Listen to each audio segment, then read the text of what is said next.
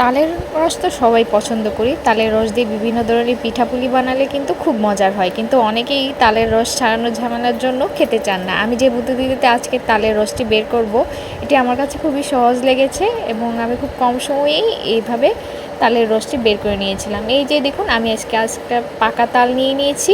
এবার আমি তালের উপরে যে খোসাটা আছে তা ছাড়িয়ে নিচ্ছি।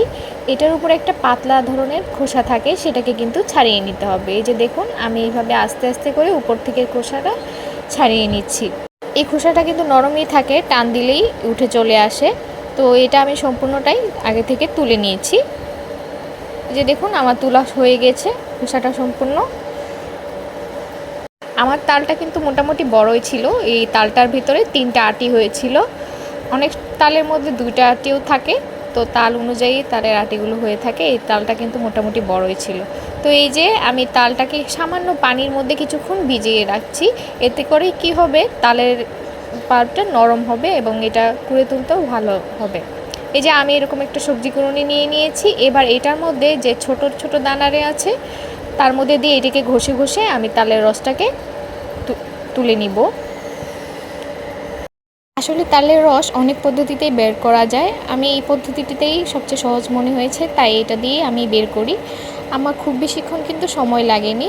এই যে দেখুন, আমি কিন্তু ঘষে ঘষে এই যে তালের অবস্থা শেষ, এখান থেকে কিন্তু আমার তোলা হয়ে গিয়েছে। এবার একে একে দেখুন, আমার একটা তাল থেকে এই পরিমাণ রস হয়েছে। তো এটিকে এখন আমি প্রসেস করব, কারণ জানেন তালের ভিতরের রসটা একটু তেতো তেতো ভাব থাকে। এটাকে যদি প্রসেস করে না নেওয়া হয় তাহলে কিন্তু একটু তিতকুটে লাগে। তো আমি তালের রসটাকে প্রথমে আগে ছেঁকে নিচ্ছি, যাতে এর মধ্যে কোনো ধরনের আঁশ না থাকে। অনেক সময় তালের ভিতরে একটু আঁশ থাকে, যেগুলোকে একটু ছেঁকে নিলে একদম স্মুথ একটা ব্যাটার তৈরি হয়। তো এই যে আমি এরকম একটা স্টেইনার দিয়ে তালের রসটা ছেঁকে নিচ্ছি, আর যে আঁশগুলো আছে সেগুলো কিন্তু একদম ছেঁকে নিব। এই তো আমার দেখুন একদম তাড়াতাড়ি খুবই সহজে হয়ে গিয়েছে ছাঁকা।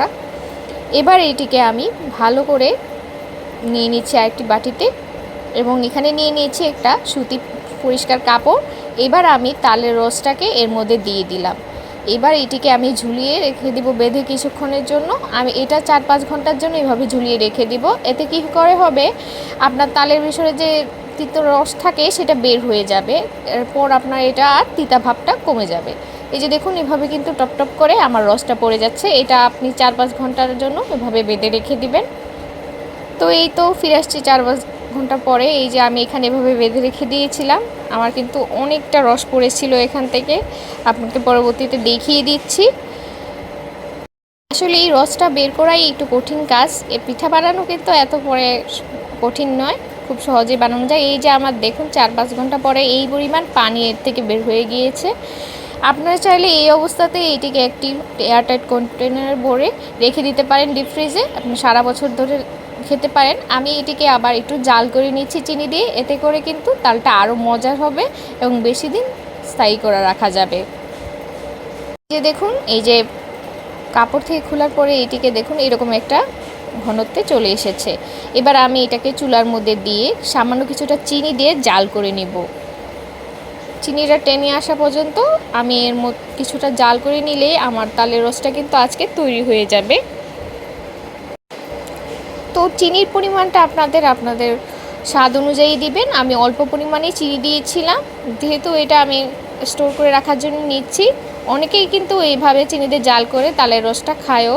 তো এই যে আমার তালের রস তৈরি হয়ে গিয়েছে, এবার একটা এয়ারটাইট বক্সে ভরে রেখে দিব।